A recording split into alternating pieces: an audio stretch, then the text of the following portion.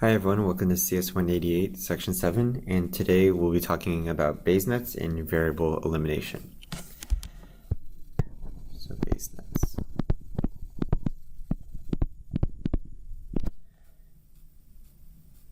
So in general, we have a bunch of variables and we'd like to represent a probability distribution so we can ask questions. So let's consider three variables. Let's consider one that tells us whether there's traffic, one that says whether there's rain, and one that says whether I should bring an umbrella.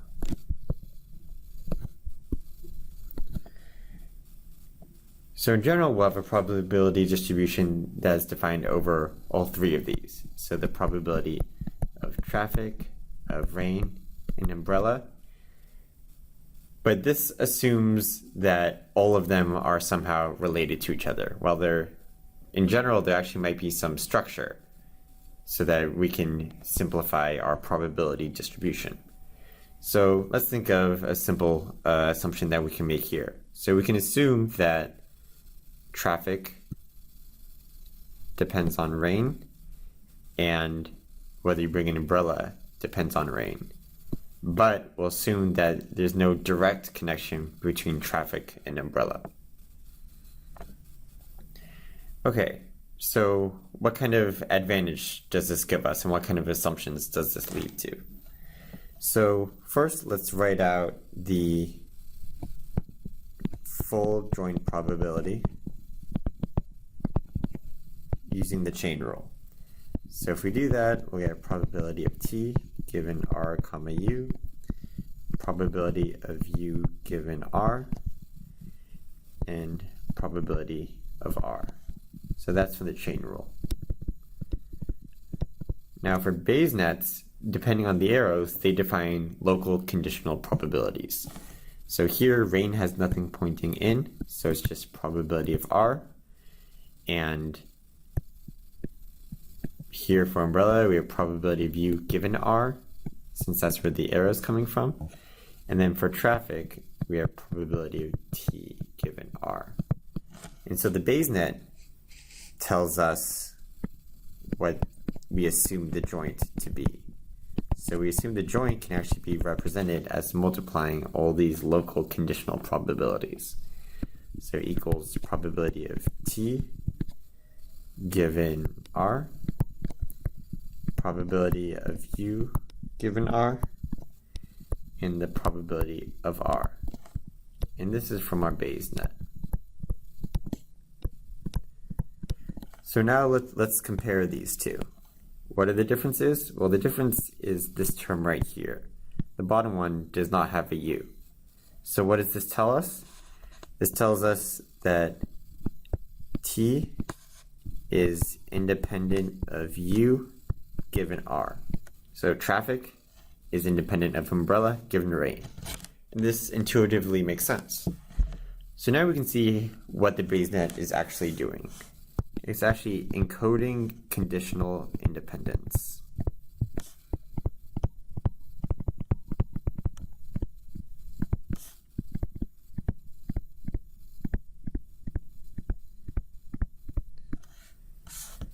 But one thing to note is it's not indicating causality.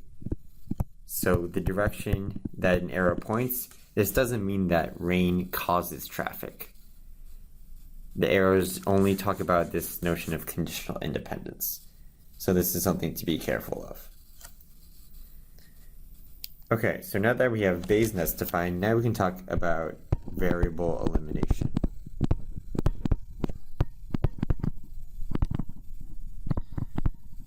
So in variable elimination, what we do is the goal is to answer the probability of some query variables, Q1, Q2, and there could be some more, given some evidence variables, E1, E2. And the main challenge is we need to get rid of hidden variables.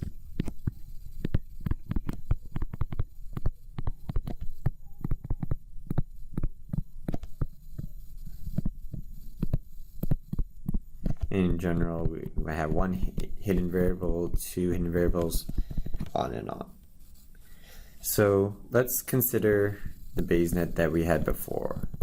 We have rain, we have traffic, and we have umbrella.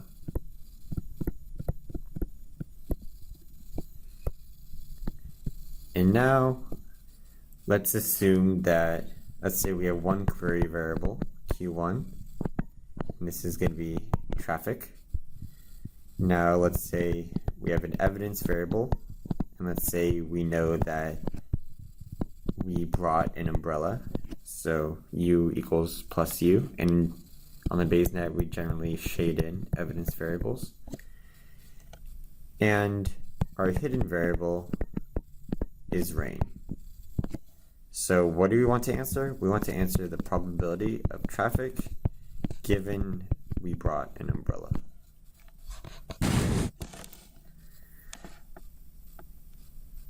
So what we can notice is that one way to solve this would be that we notice probability of t given u equals plus u is the same as marginalizing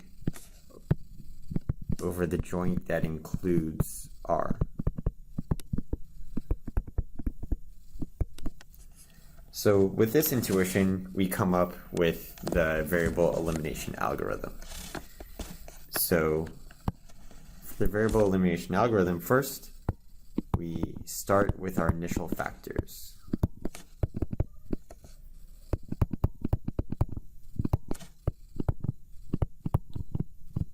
So on the right, I'll do for the specific example. So in this specific example, we have probability of t given r. We have the probability of r and the probability of u equals plus u given r. So those are the factors that we start out with. Then we have this loop while there exists a hidden variable.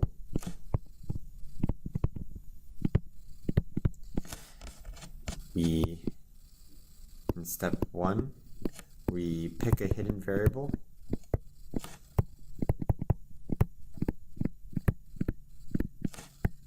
So in this specific example, we actually only have one hidden variable, so we would choose r.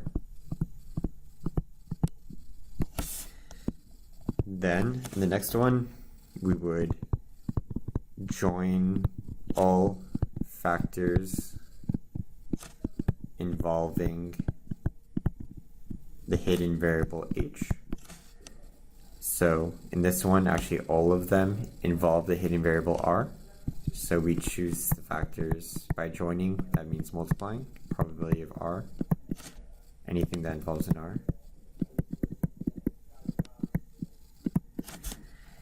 And then we eliminate,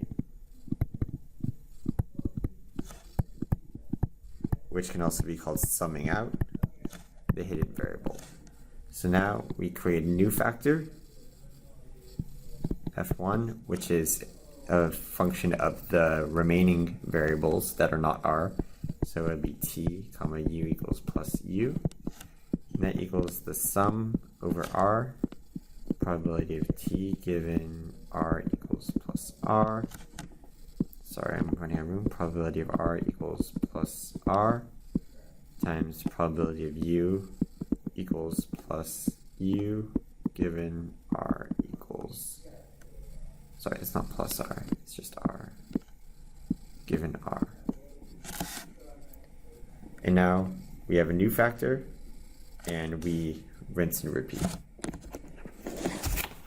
So that's variable elimination. But now one of the questions that we might ask is, how do we choose which h to do? So in variable elimination, we choose a hidden variable at each step. So what we want to do is we want to choose the one that creates the smallest factors.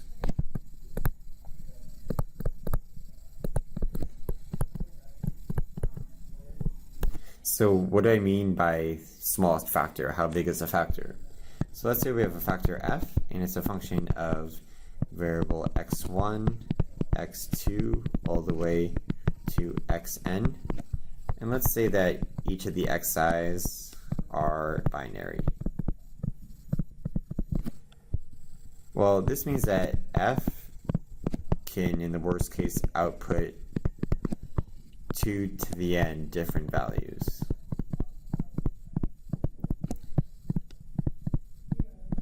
So that's what we mean by size of a factor.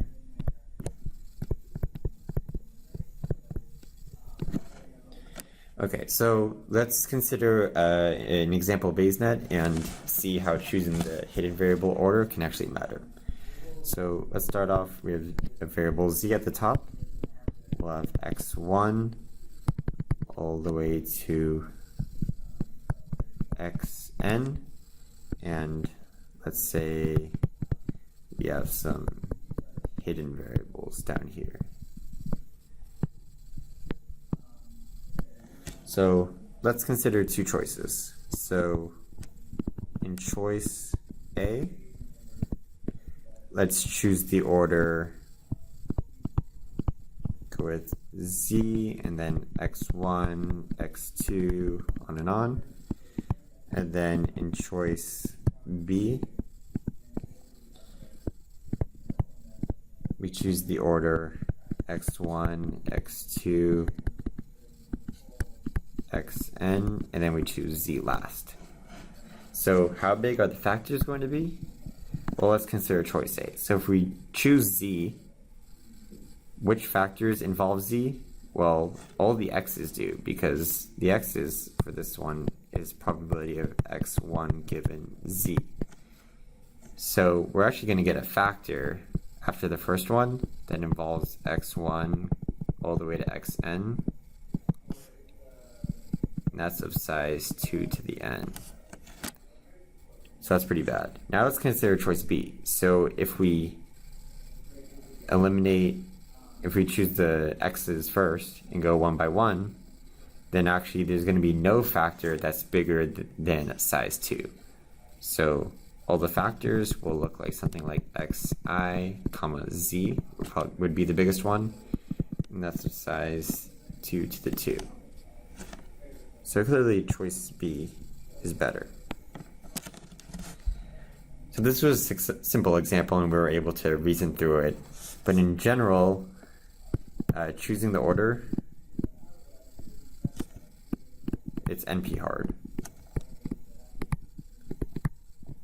So we're not going to have any perfect algorithm for choosing the order, but rather some heuristics.